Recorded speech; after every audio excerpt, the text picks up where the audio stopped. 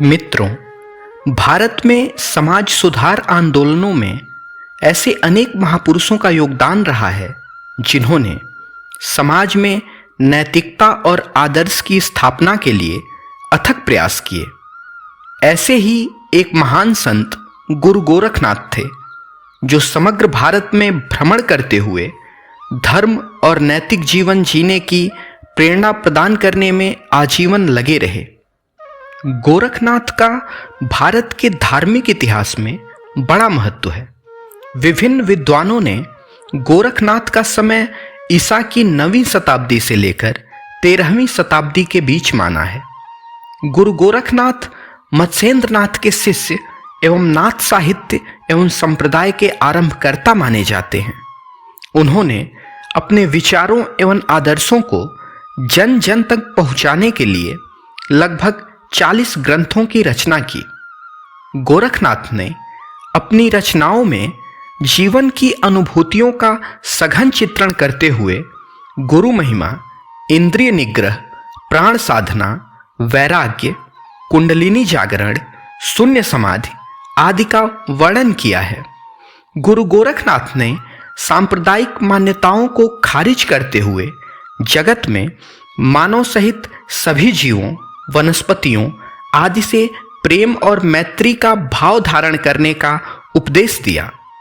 गुरु गोरखनाथ की रचनाओं में प्रखर सामाजिक चेतना एवं सामाजिक हित दिखलाई पड़ता है।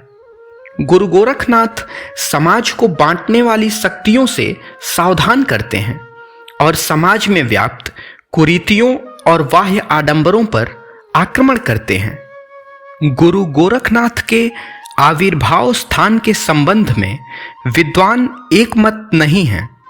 अधिकांश विद्वान इनका जन्म क्षेत्र जालंधर, पंजाब को मानते हैं। गुरु गोरखनाथ परिव्राजक संत थे और प्रगतिशील विचारों का पक्षपोषण करते थे। गुरु गोरखनाथ ने लोकमंगल की भावना से बौद्ध, शैव, शाक्त आदि पूर्ववर्ती संप्रदायों को एकीकृत करके उनकी जटिलताओं को दूर करते हुए सरल एवं सादगीपूर्ण व्यवस्था का निर्माण कर धर्म को सर्वसुलभ बनाया। संतोष, अहिंसा, जीवों पर दया, ये सब गोरखनाथ के मूल मंत्र थे। गोरखनाथ का अभिमत था कि धीर व्यक्ति वही है जो चित्त विकार के साधन सुलभ होने पर भी चित्त को विकृत नहीं होने देता।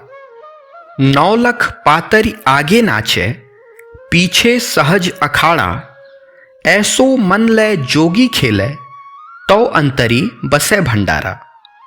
गोरखनाथ की एक पुरातन मूर्ति ओदाद्र, पोरबंदर, गुजरात के गोरखनाथ मठ में स्थापित है।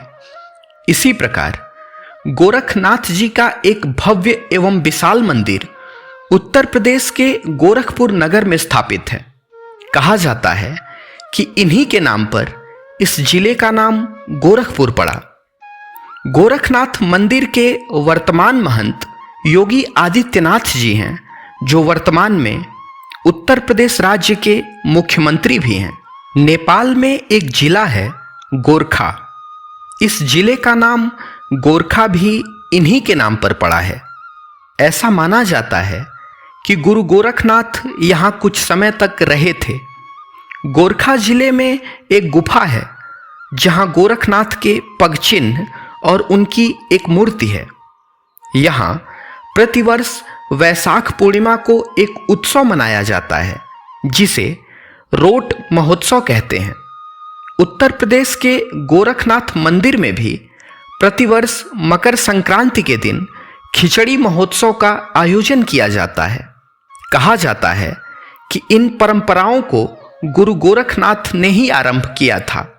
गुरु गोरखनाथ ने जीवन की शुद्धता बनाए रखने पर बल दिया। जीवन की शुद्धता के लिए धन संचय से दूर रहने की प्रेरणा गोरखनाथ के काव्य में स्पष्ट दिखाई देती है। गुरु गोरखनाथ एक महान रचनाकार भी थे। डॉक्टर पीताम्बर दत्त वड़थवाल की खोज में इनके द्वारा रचित 40 पुस्तकों का पता चला था। इनमें से कुछ प्रमुख पुस्तकें इस प्रकार हैं: सबदी, 15 तिथि मछिंद्र गोरख बोध, ज्ञान चौतीसा, शिष्ट पुराण, नवग्रह, गोरख वचन तथा अष्टचक्र। गुरु गोरखनाथ ने अपने जीवन काल में त्याग में सुख है के सिद्धांत पर चलते हुए भारत के गांव-गांव जाकर ऐश्वर्य और सुख भोग को मुक्ति मार्ग का बाधक और संतोष एवं सदाचार को मानवीय जीवन का मूल बताया। गांव-गांव में जाकर उपदेश देने के कारण इस महान तपस्वी की अमर वाणी लाखों भारतीयों हेतु प्रेरणा बन गई। गुरु गोरखनाथ त्याग, साहस, शौर्य के साक्षात प्रतीक थे।